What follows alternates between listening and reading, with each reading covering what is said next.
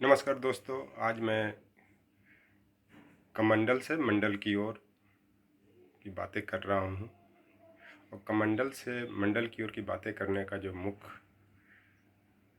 बात है वह यह है कि बिहार के मुख्यमंत्री माननीय नीतीश कुमार ने जो जातीय सर्वेक्षण करवाया है उसमें ओबीसी का जो जनसंख्या 63% और इनका जो SC ST का जो जनसंख्या है वो लगभग 15% के आसपास दिखाया गया है। तो ये जो कमंडल की बात यह है कि जिसमें जो मोदी जी ने 2019 में जो EWS को आरक्षण दे करके जो 2024 में पुनः सत्ता पाने की कोशिश कर रहे हैं, उसी के प्रतिक्रिया में ये जो जातीय सर्वेक्षण हुआ है एक तरह से कमंडल का प्रतीक, कमंडल का विरोधी बन चुका और मंडल का प्रतीक बन गया। क्योंकि 1990 के दशक में भी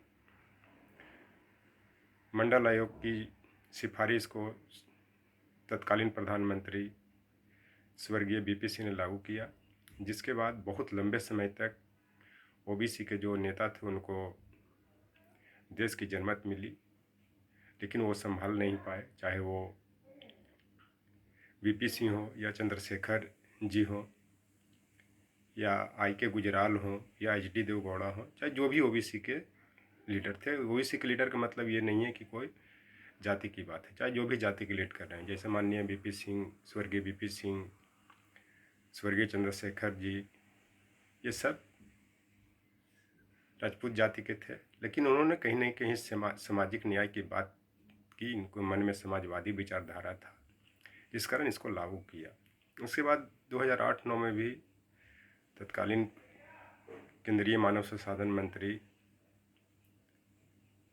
अर्जुन सिंह, जो मध्य प्रदेश के मुख्यमंत्री भी रह चुके थे, स्वर्गीय अर्जुन सिंह ने उस शिक्षण संस्थान में ओबीसी के लिए आरक्षण लागू किया, चाहे वो नौकरी हो चाहे शिक्षा हो, जिसके कारण ओबीसी के छात्रों या उस वर्ग के शिक्षकों की नौकरी मिल रही है सेंट्रल यूनिवर्सिटी या राज्य की यूनिवर्सिटी में।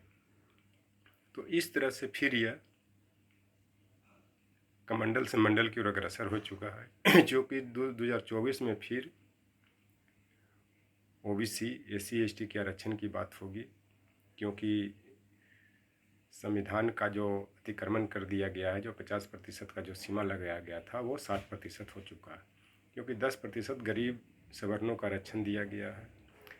इसी को उपलक्ष्य में जो ओबीसी के नेता हैं वे कह रहे हैं कि जब ओबीसी की जनसंख्या पूरे देश में 80 से 85% ओबीसी SC ST का है, तो इनको भी इतनी भागीदारी इस रेशियो में मिलना चाहिए। और इस पर ये कहा भी जाता है कि जिसकी जितनी संख्या भारी उसकी उतनी भागीदारी। तो 2024 का जो चुनाव का जो मुद्दा बनने जा रहा है यही है पुनः मंडल वर्सेस कमंडल की। जो अब 10% जो कमंडल मैंने सवर्ण का प्रतीक है जो अब दिए हैं, उसके प्रतिक्रिया में जो ओबीसी SC ST का जो जनसंख्या 60 से 85% है, उसको भी 85% आरक्षण दिया जाए। और ख़ास करके बहुत जल्द आपको कर्नाटका, मध्य प्रदेश, छत्तीसगढ़, मध्य प्रदेश तो बात मैं नहीं कर सकता हूँ चूँकि अभी वहाँ पे BJP गवर्नमेंट है। छत्तीसगढ़, राजस्थान में जातीय सर्वेक्षण का आंकड़ा जारी होने वाला है। और उड़ीसा में भी उड़ीसा के मुख्यमंत्री नवीन पटनायक जी ने भी कहा है कि मैं भी जातीय सर्वेक्षण करवाऊँगा, चूँकि सर्वोच्च न्यायालय ने इस जातीय सर्वेक्षण पर रोक लगाने से इनकार कर दिया। इसके विरोध में जो BJP के जो प्यादे थे या उनके जो कार्यकर्ता कह लें, जो सुप्रीम कोर्ट में इस पर रोक लगाने की बात की थी, जिसे पर रोक लगाने से सर्वोच्च न्यायालय ने इनकार कर दिया। तो इस तरह से देखा जाए तो ये पुनः रामू बाबू की सरकार बनने का मार्ग प्रशस्त कर रहा है। जो पुनः मंडल की बात हो रही है, मैंने मंडल कमीशन की सिफारिश पर जो 1990 में जो आरक्षण की बात की गई और पुनः उसे 1993 से इम्प्लीमेंट भी कर दिया। हालांकि बहुत दिनों तक इसको लागू नहीं किया गया, जिसके कारण ओबीसी के लोग बैकलॉग की मांग कर रहे हैं। बैकलॉग का मतलब है कि जो पीछे से जो भर्तियां हैं जो खाली रह गई कानून बनने के बाद उसको भरा जाए। लेकिन मुझे नहीं लग रहा है कि बैकलॉग को लागू किया जाएगा, क्योंकि संविधान प्रदत्त समानता के अधिकार के अंतर्गत किसी भी एक वर्ग के लिए स्पेशल वैकेंसी नहीं निकली गई। उसी में वो मैनेज किया जाए कि मान लिया जाए कि जो भी सीटें आ रहे हैं उसमें बैकलॉग का आधार कर बना करके 10% करके उसको कंप्लीट किया जा सकता है। इस कारण से ये पुनः देश में कमंडल की जगह पे मंडल की बात होने लगी है, और ओबीसी SC ST के आरक्षण भी बढ़ाने की बात चल रही है। ये कांग्रेस के जो उपाध्यक्ष कह लें या फिर जो भावी प्रधानमंत्री राहुल गांधी जी ने भी कहा है कि ओबीसी SC ST का आरक्षण कम से कम 50% होना चाहिए। फिर भी जनसंख्या के मुकाबले में कम है, क्योंकि अभी जो बिहार में जातीय सर्वेक्षण हुआ उसमें सवर्ण की जनसंख्या कम दिखाया गया।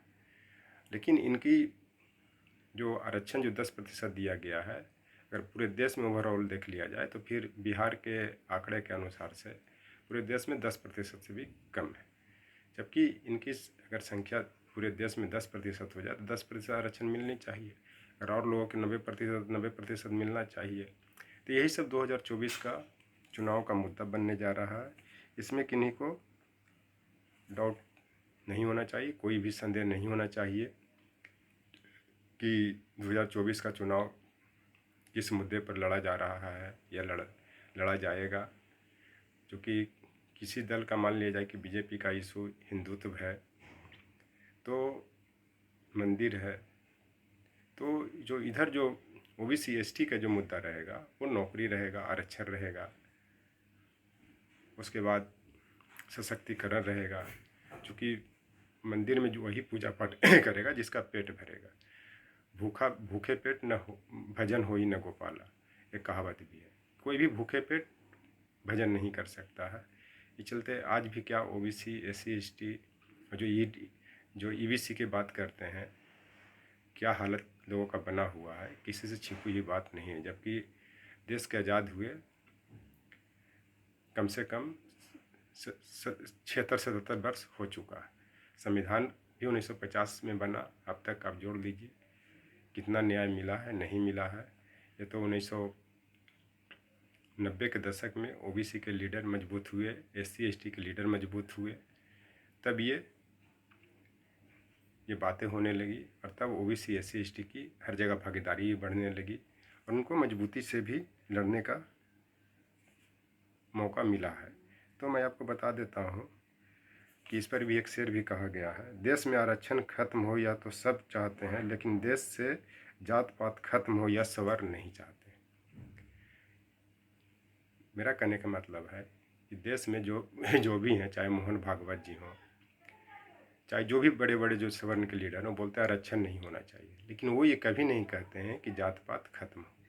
सब ऊपर से बोलते हैं कि जात पात खत्म होनी चाहिए, लेकिन आप इनके आसपास जाइए, देखिए, इनका अगर पता चल जाएगा कि इस जाति के लोग हैं, छोटी जाति के लोग हैं, तो देखिए इनका हाव भाव कैसा होता है, किस तरह के रूप ढंग बनाते हैं। ये किसी से छिपी हुई बात नहीं है।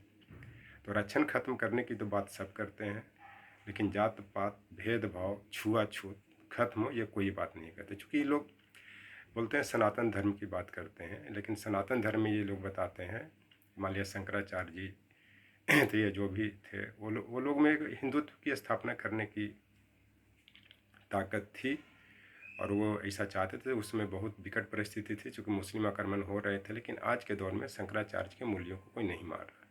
वो सब फ्यूडल सिस्टम में जीना चाहते हैं।